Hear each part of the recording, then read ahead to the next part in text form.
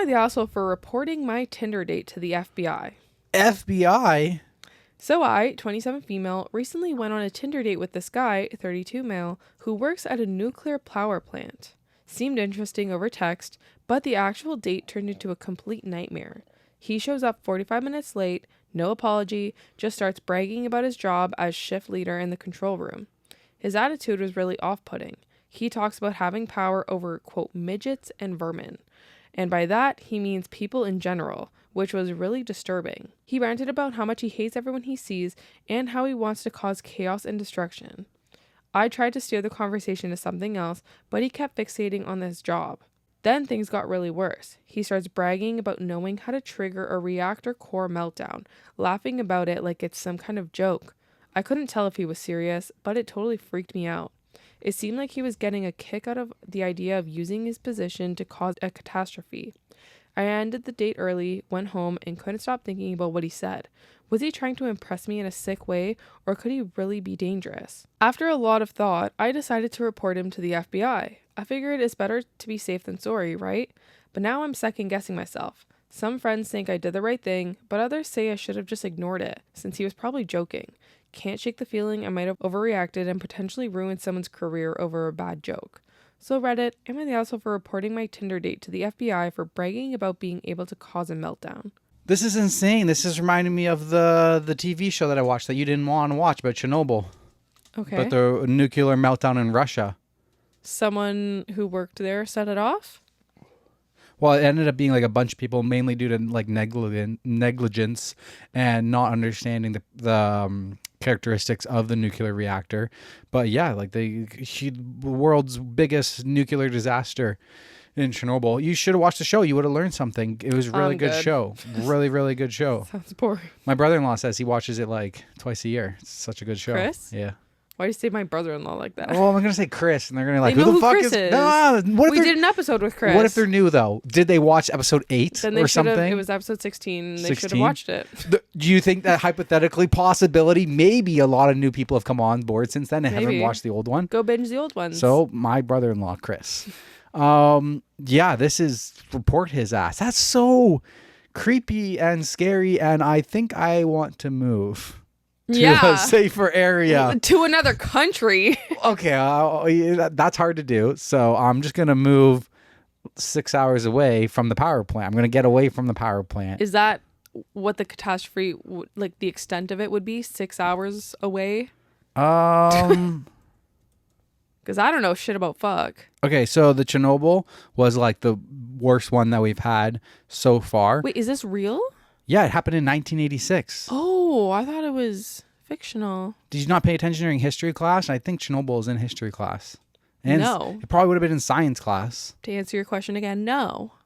Oh, because nuclear power is a I really, hated history and science. really big thing. Happened in 1986 and ended up being a 30-kilometer radius around the nuclear plant that was evacuated. 30 kilometers? Evacuated and sealed off. But I could have swore... That's weak. No, I feel like it was... That's the exclusion zone.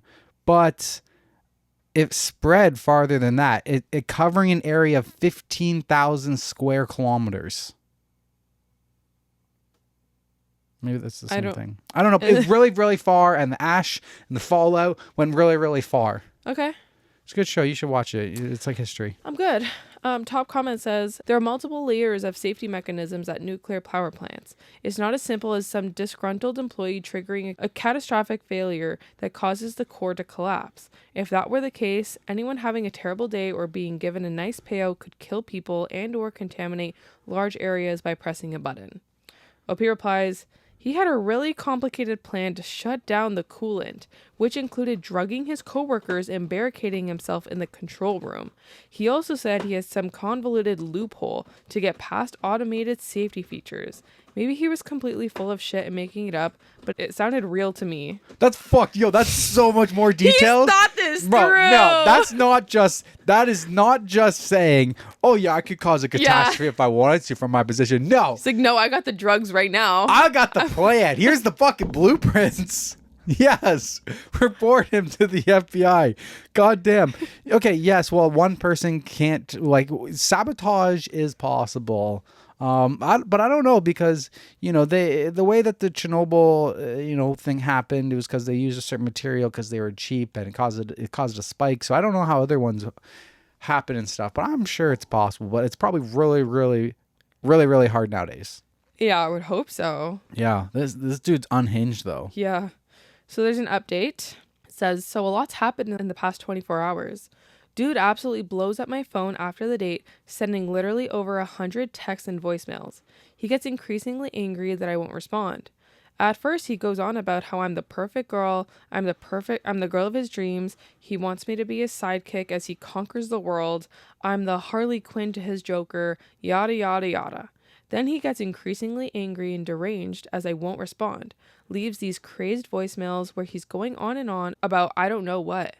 He starts going on these incel rants like r/nice guys or whatever, going on and on about how women have never given him a chance and how he's going to teach them all a big lesson.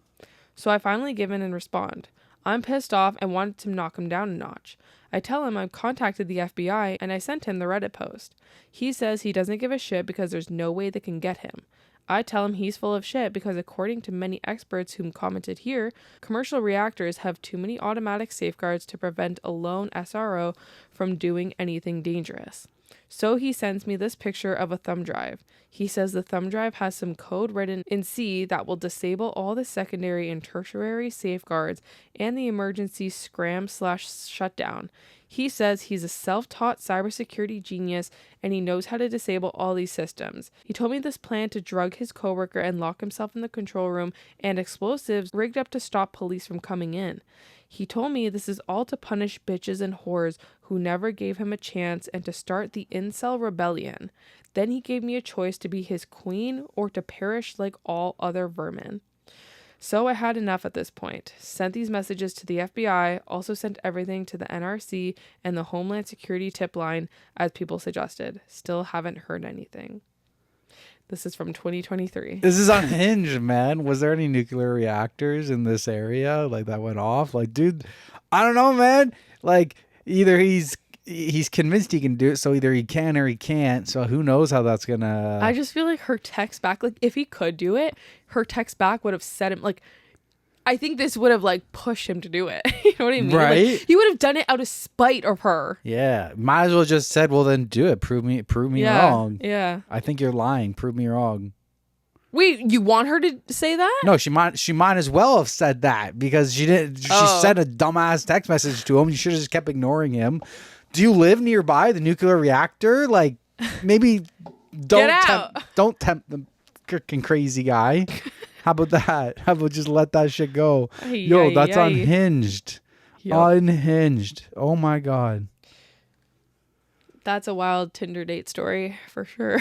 Yeah. All right. Back to you. All right.